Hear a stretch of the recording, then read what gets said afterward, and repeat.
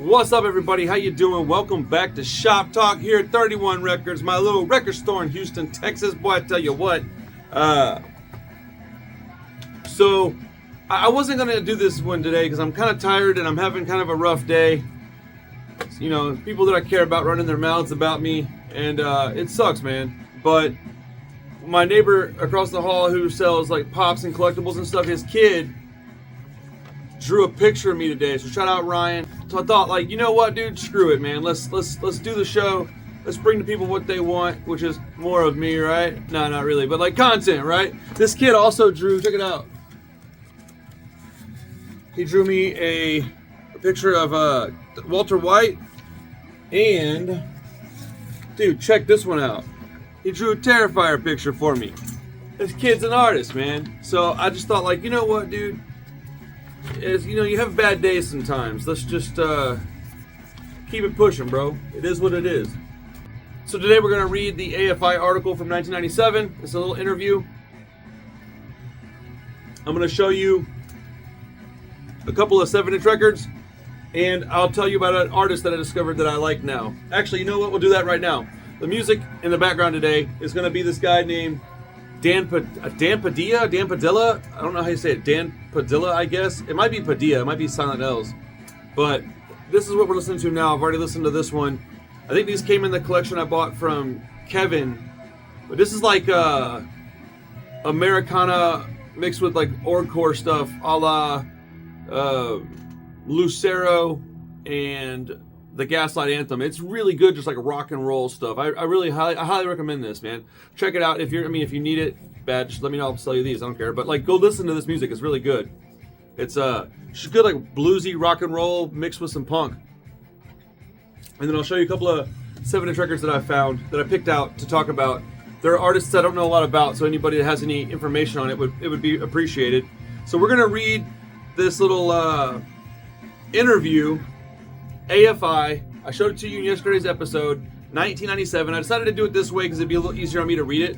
So I hope you guys enjoy this video. So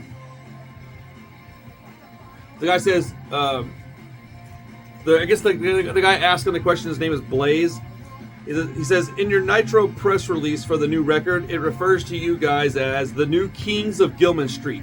Is this self-coined, or what's up with that? I mean, really. Hold on, I'm turning the music down so I can do this a little easier on myself.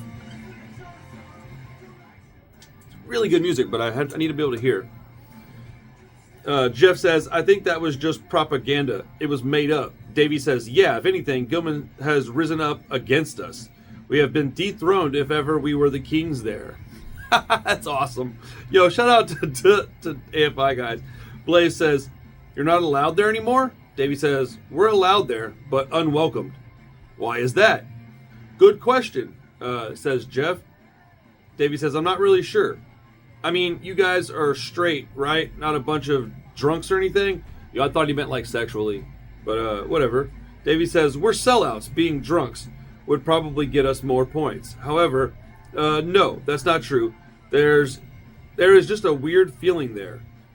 And Blaze says, what's it like up there now? I haven't been there in so long. Jeff says, the Berkeley scene is pretty healthy as far as bands go, in numbers at least. It's just kind of weird there. Seems to be something about Gilman Street and the whole Berkeley scene, where the more popular you get, the more people want to not like you anymore. That sounds awfully familiar, punk rock guys and gals. I've done it before, so my apologies. Like, I'm doing that with Terrifier, like, as we speak. It's like my favorite film of all time. But now that it's popular and everybody loves it, I'm like, eh. It's so stupid. We get like the snobbery about us, right? Where we want to just, this is our thing, right? Davey says, Jeff says, yeah, there we are. Davey goes, I'm angry at Gilman Street because somebody who worked there got in the computer and wrote my phone number all over both the bathrooms. It said, for AFI, call my phone number. So I'm angry. I think that's very disrespectful. We've had some wonderful shows there. Some of our best shows. Some of the people who work there are great people. Some just aren't, says Jeff. Blaze goes, aren't you guys a lot faster than what typifies today's both popular and up-and-coming bands? I mean, you're a lot faster than the standard pop-punk sound. You can tell this is from 97, can't you? I think we have a tendency to stray away from what's popular. I mean, for me personally, when the faster stuff gets popular, I'll probably start writing stuff that's slower, says Jeff. That is so true. Davey goes, speed is not necessarily an issue for me personally, but a lot of pop punk bands, they don't really have the feeling. At least the lyrics I write and the way I try to sing them, I mean, what I say, it's feeling, it's energy. And a lot of bands lack the energy. What we do comes from what we want to do and what we are feeling. If you do what you want to and it comes from the heart, whether it's slow or it's fast, the energy is there. That was Davey Havoc, like I said. I think it's more attitude, says Jeff. Blaze comes back interrupting the guys. You guys also sing a lot about relationships, girls, romance. Davey surprisingly goes, or Davey, surprised, says, really? Romantic? No. Can you name one? No. Oh, he couldn't name one, dude. Because there's none, says Davey. There's definitely songs about relationships, Blaze comes back with. Davey says, oh, relationships, for sure. Jeff says, not necessarily about girls. It could be. Blaze says, oh, well, I don't want to pin down your guys' sexuality. Jeff says, no. Blaze says, damn, that would be awful. Lots of laughter ensue. Davey says, no, that's not what he's saying. Jeff says, that's not what I meant. I mean, it could be failed friendships or whatever. It doesn't necessarily have to be a romantic kind of relationship. That's what I thought. Blaze says, I didn't mean to say, like, gushy. It's more just person to person. It doesn't reflect what Jeff was saying. Blaze says, okay, but you can't just stick to social or political lyrics. You touch on a lot of personal things. Jeff says, right, there you go. I think when I come up with lyrics, bands that come up with political stuff, that's cool, but I don't have a lot to say along those lines. If I did, I'd be a politician, not a musician. Blaze says, and Davey, what do you think about all this? Did you see that? Gotta open the cup before you drink out of it, dummy. I love doing stuff like this. This is awesome. This made my day so much better. Davey says, I'm politically unaware. I have no right to say anything about politics as far as government or betterment of our world through taxation or representation. I mean, I really have no idea what I'm talking about. It's not something that I've focused on. I just write what I feel. I like that, man. I'm not, like, people get all over me for saying I don't like political punk. I like political punk to a degree, but, like, I like other kinds of punk too. And there is other kinds of punk. Not all punk rock is inherently political. Like, punk as a movement, I would say, is pretty political, but not all the music is, man. I want to hear about girls. At 43, I just want to hear about, like, good times and stuff, man. That's my jam, dude. People walking by looking at me like I'm weird because I'm reading into a phone. It is, you know, kind of weird. For some Eastern readers, what's the difference between San Francisco and the East Bay as far as you guys are concerned? Asks the interviewer. Well, we represent the East Bay and see it's all about the EBA and if any of those San Francisco boys are going to step to us, especially those swinging udders. They're going to get dropped, says Davey. I assume he's being sarcastic, but I don't know. Adam says, we used to have a pretty hard time in the West Bay, but recently it's been all good. In the very beginning, the shows would be empty. Mark says, or worse yet, the people there would be standing in back and not doing anything. Oh, I'm guilty of that. I do that a lot. I film stuff, so I'm doing something. Davey says, but we recently did our record release at the Trocadero, and it was one of our best shows. It was wonderful. See, the thing with San Francisco is you have to really break in there. People give you a hard time, and it took a long time before anybody paid any attention to us. Whereas in the East Bay, the shows would be great all the time. There's not a lot of all ages shows in San Francisco. That's another problem. In Berkeley, there's Gilman and Berkeley Square. I agree with that. If you're going to have shows, especially punk shows, punk is a youthful movement. You got to have all ages clubs. Blaze says, what does AFI stand for? Davey, asking for it. Blaze, I heard it was a bunch of fucking idiots. Jeff says, well, it used to be. Dun, dun, dun. Now we know. Davey, but we got educated. We got knowledge. We got smarts. Blaze, so you're not idiots anymore? Jeff, for the most part, I would say yes. Blaze, what about Wingnut Records? What happened to that? Jeff, no comment. All right? I mean, you know, If you don't want to have to comment, you don't have to. Davey says, damn it. Damn it! I don't know what he meant by that, but whatever. Mark, I guess there was a comment. That was it. Blaze, you guys have attitudes, I guess. You're pissing off people at GILMAN. You fought with Wingnut. Davey, no! We're nice people. We're not like that. I stand behind Davey. I don't know him or anything, but I like him. He seems cool. He had nice hair for a long time. Super sharp, like, soccer mom haircuts. Nothing wrong with that. Way after 1997. Okay. Adam, I'd just like to clarify that Goin Street has been very important to all of us. Speaking for myself, I'll always remember it, and I'll stick with it like that. Davey, they disowned us more than we disowned them. Mark, I'm there every weekend. That's my home.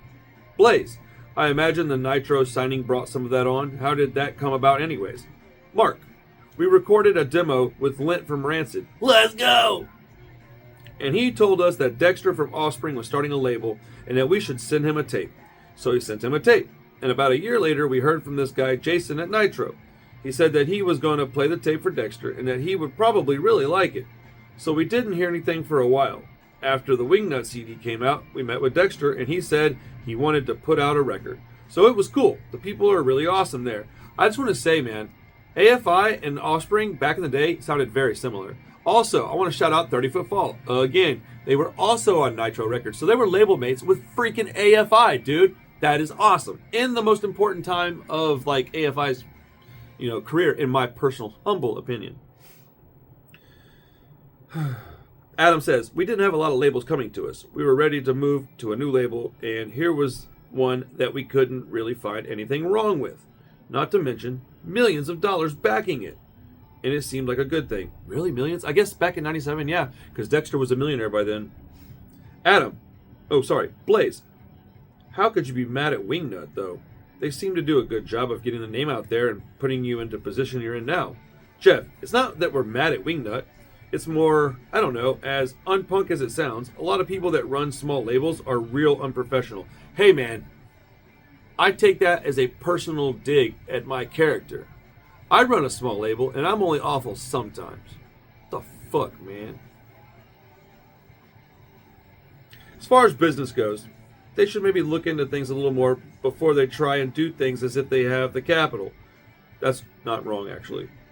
Trying to do things that are in essence a pipe dream and aren't always ethical and not always straightforward. Yeah, that's true. Be honest with your bands if you have a label. I'm at a point now to where I'm backlogged like a few months, so like I can't take on new projects. If I find something that is just fucking amazing, I will sell my personal record collection to put it out. But that's like highly unlikely in my opinion. Blaze, well, Davey looks uncomfortable. Let's change the subject and move away from band politics and business. What drives you to play punk rock in 1996? I thought this was 1997. I was mistaken. It was a whole year before that. Still a great year in punk rock and in my personal life. First time I saw Rancid, I was 14 years old. I was going to see punk shows. Dude, we got to do a whole episode on like how the fuck did metal get me into punk. It's so frustrating. Yeah, I'll elaborate on that if you want me to. Jeff, it's the best thing in the world. Talking about punk rock in 1996. Davey, it's the best. We love performing. We love the music. We love the energy. And we love the... No, he didn't actually say that. He just said we love the music and the energy. Jeff, you get to travel for free. That's not necessarily true, but okay. Blaze, what do you think of LA? Davey, we love it. Blaze, oh, come on. No one from the Bay Area likes LA. Davey, I know. We really like it. Every time we play here, we have fun. People say it's violent. We've had a little violence here. Not tonight. The last time we had a little scuffle, but it's always cool. Jeff, kids in LA still know what a circle is. That's good to know. Actually, man, I went to one show in LA. It was fucking awesome. I went to a couple shows, but Blaze, so what do your parents think of all this? Davey, I think for the most part they've been very supportive. Jeff, they're very, very supportive.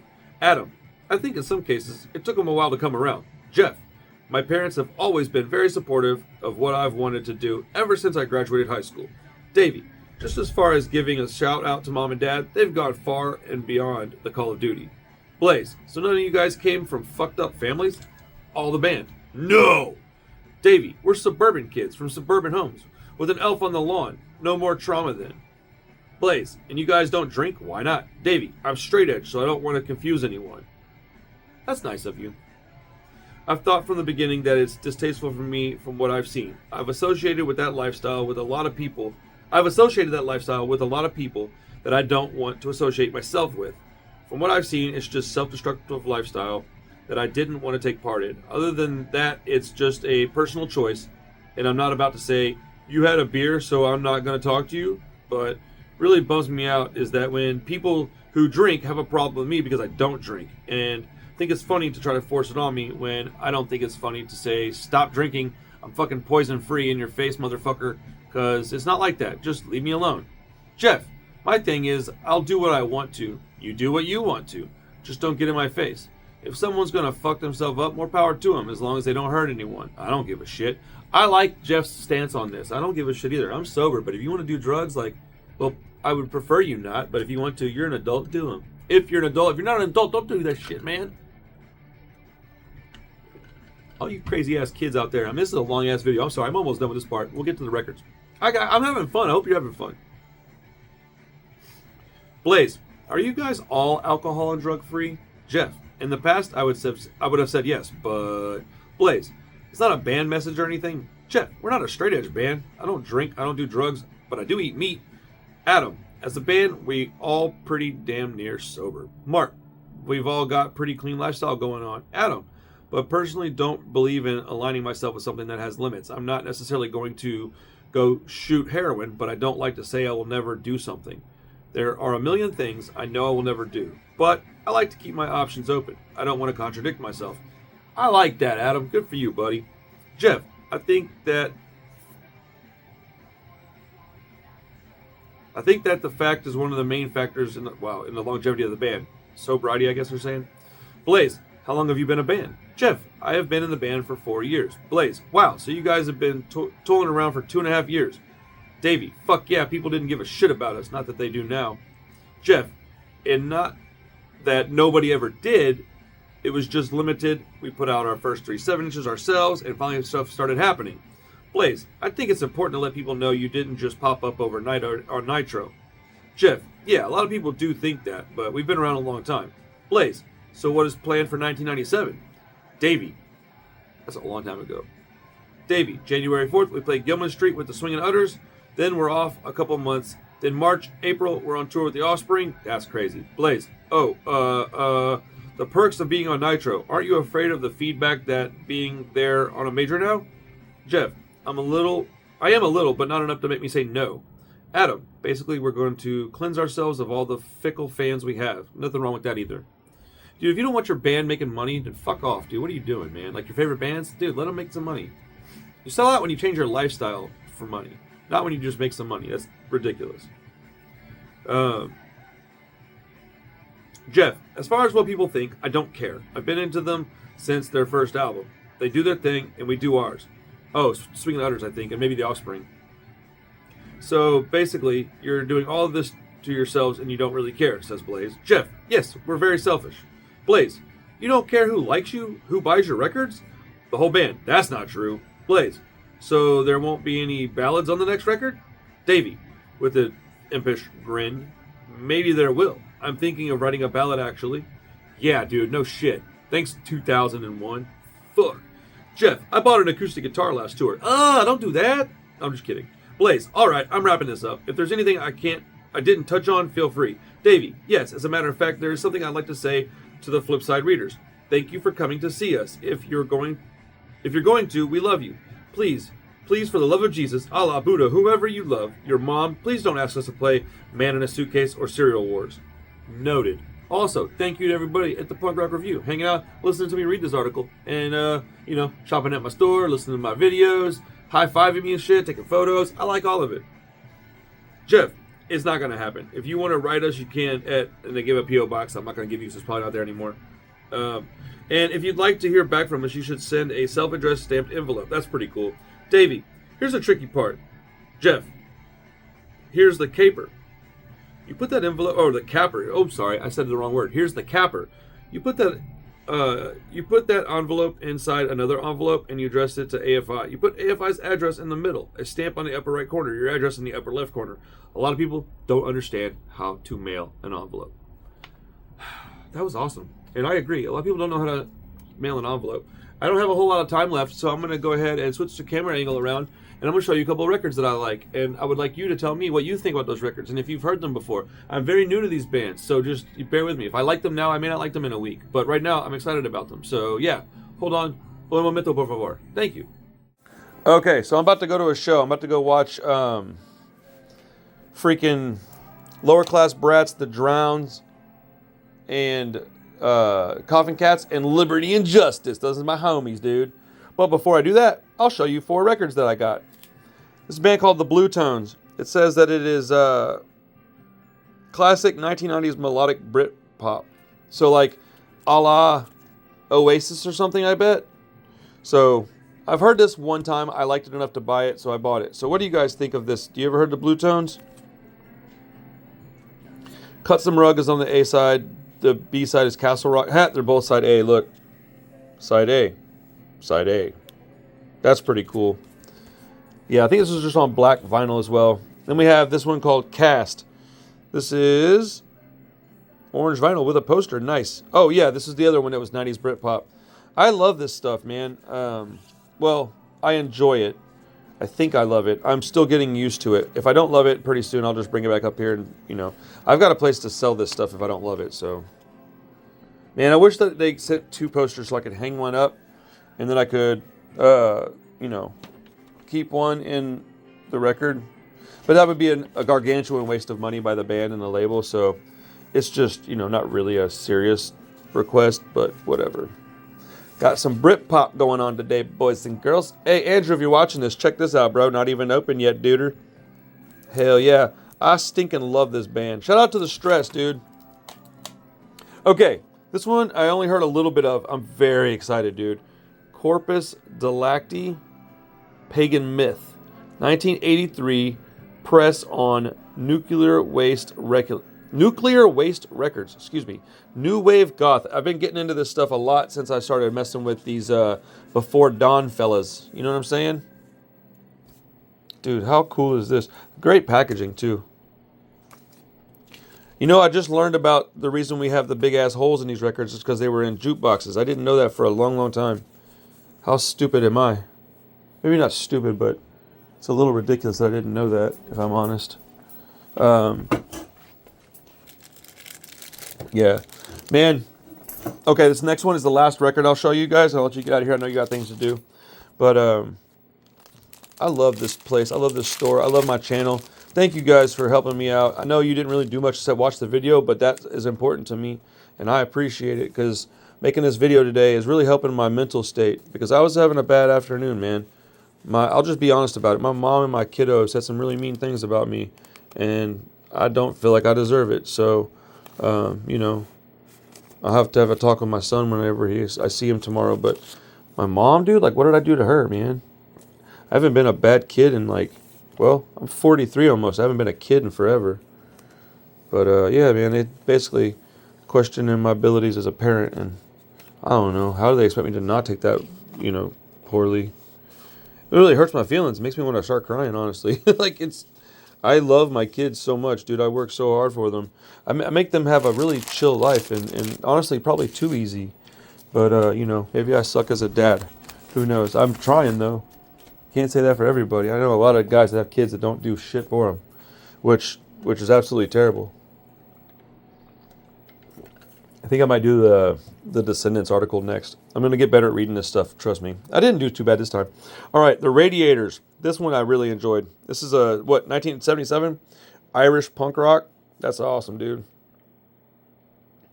The name, The Radiators from Space. That's right.